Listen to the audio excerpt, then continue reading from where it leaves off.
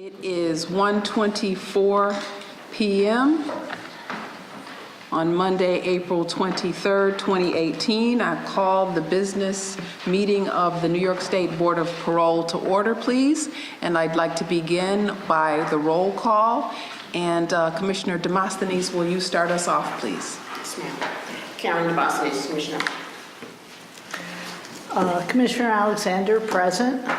Eric Berliner, Commissioner, present. Carol Shapiro, Commissioner present.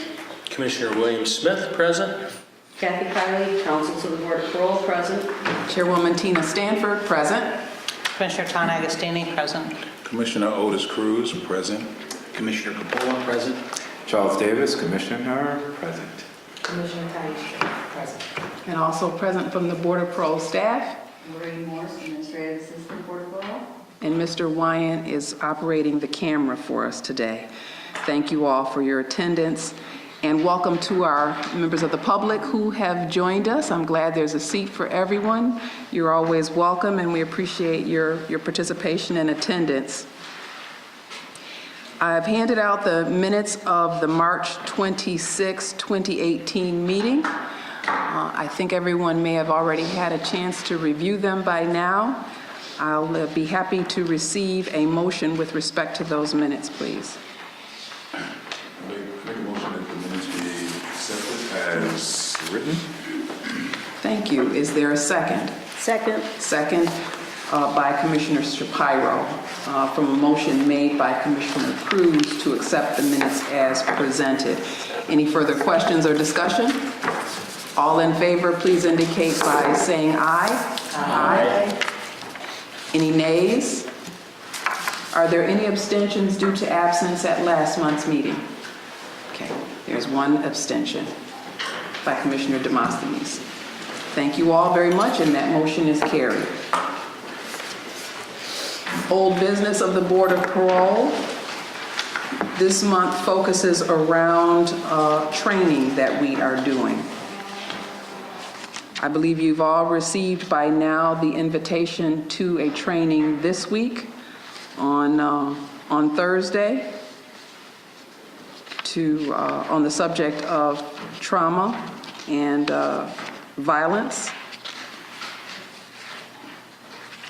And thank you all for responding to that invitation.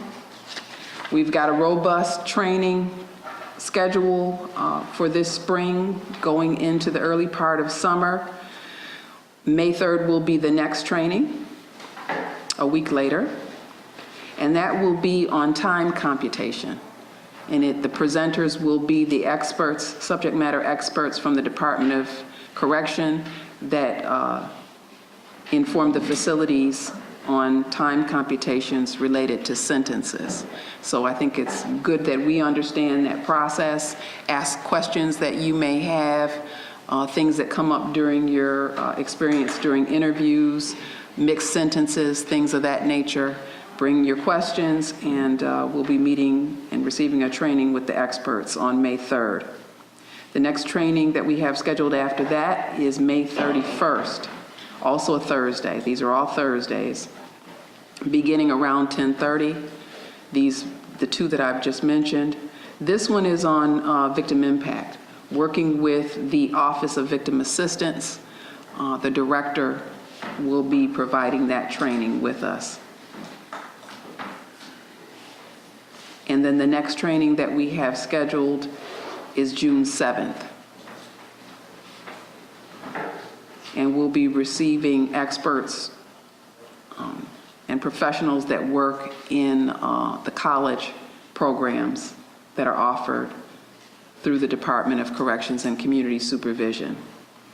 We'll meet with some of the administrators of the programs, representatives of some of the colleges that are involved. Again, thankfully at no cost to the state, and some of the graduates of some of those programs, I think, are also on the agenda to make presentations to us.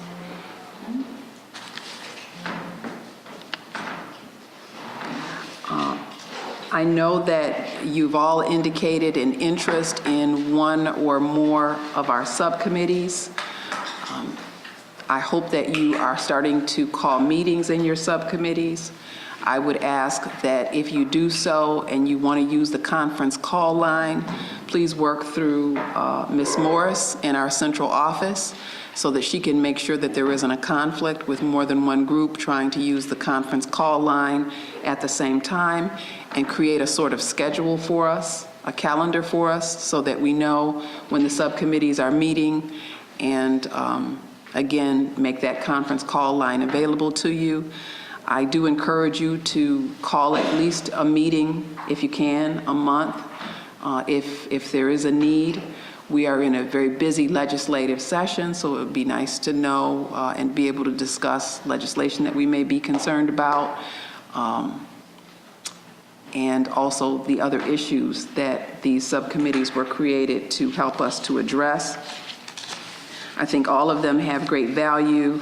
Certainly they'll be helpful to us in central office in terms of knowing what the board is thinking and suggestions that you may have about a variety of things.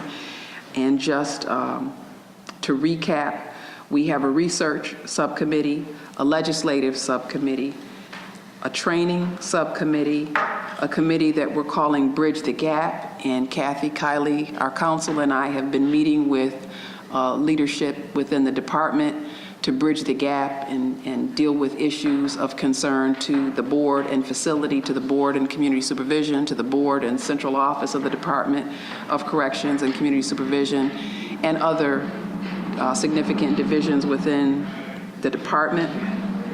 And we also have a special populations subcommittee that we formed the leadership, at least for, at our last board business meeting. And Commissioners Drake and Davis are co-chairing that subcommittee. And if there's interest in joining that subcommittee, please, you're also welcome to do that. Kathy and I are sort of ex officio members of everybody's subcommittee.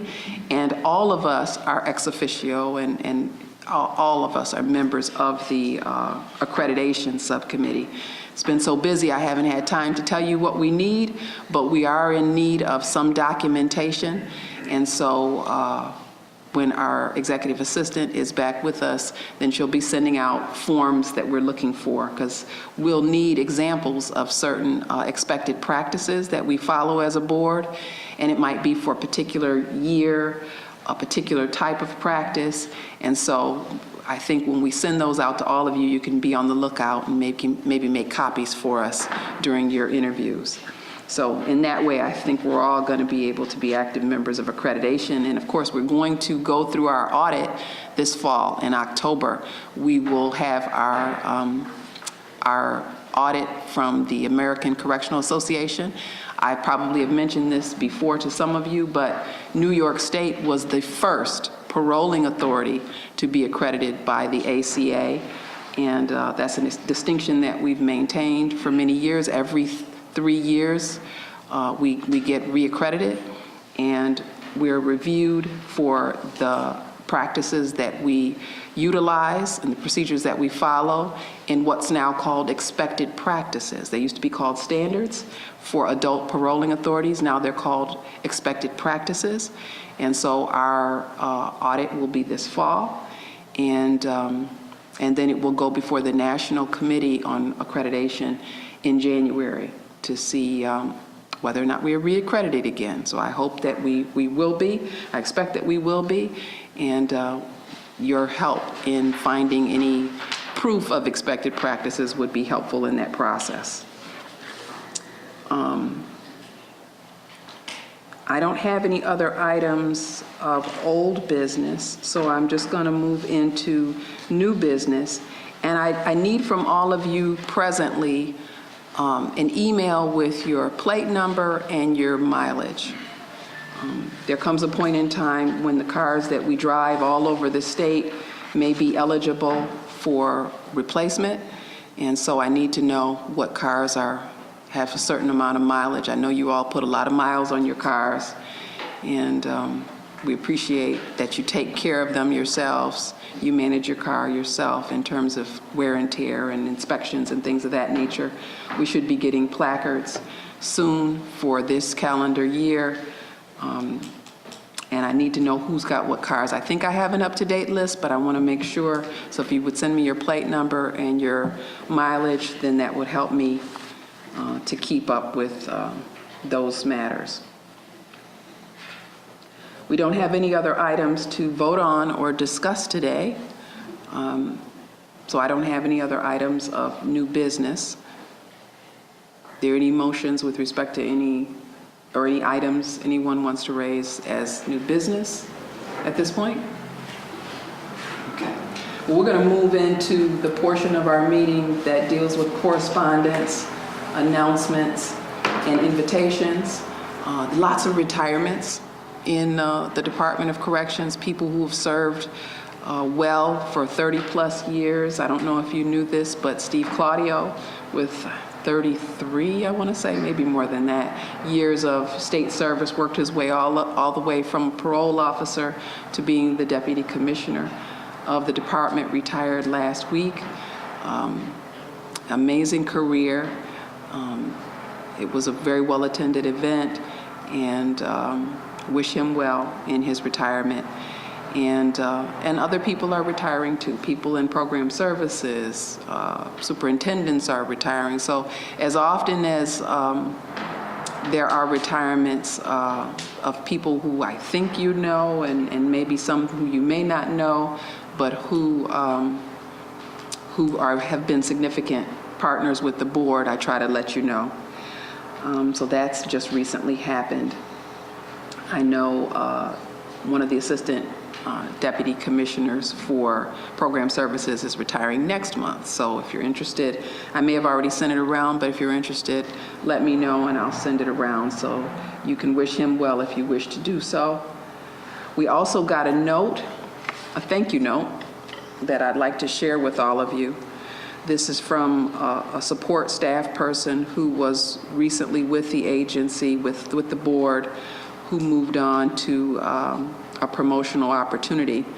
And he writes, Board of Parole and Counsel's Office. Of my 8 years with DOCS, the most rewarding were those working in support of the board. In my experience, it is a rare occasion when one has the good fortune to know and feel the importance of their work on a near constant basis.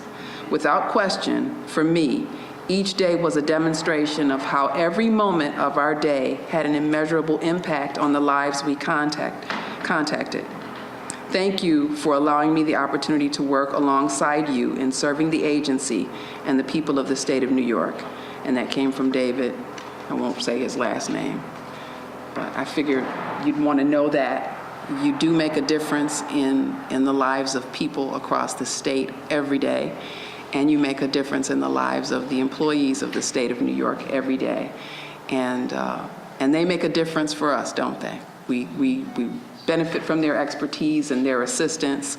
Sometimes some are more technically adept than others. They understand the system very well that we work within, and they're just wonderful support for everything that we do and the things that we need on a day-to-day basis. And present company is not accepted. And I'm looking at our administrative assistant as I say that, and of course our fabulous counsel who are always working on our behalf. Even when they're not in the office, they're always working on our behalf. So we appreciate them. And this week is Administrative Assistance Recognition on Saturday. I'm sorry, on Wednesday. So I would ask, don't forget your staff people in your local offices.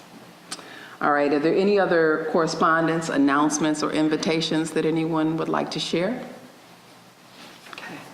And I don't know, I think we may all be caught up or near caught up with the Sunshine Fund. Commissioner, you doing okay with that? Okay, thank you, ma'am. All right, so please let us know if anybody's got any major events occurring so that we can acknowledge it as appropriate. So with that, is there a motion to enter into executive session? And before you go any further, we do have matters to discuss with our attorney that are outside the boundaries of open meetings law. And that's our purpose for entering into executive session today. Is there a motion to do so? And then at the conclusion of executive session, adjourn the board business meeting for this month. So moved by Commissioner Berliner, or is there a second? Second by Commissioner Coppola. Any further questions or discussion? All in favor, please indicate by saying aye. Aye. Any nays? Thank you. We are in executive session. Thank you all very much.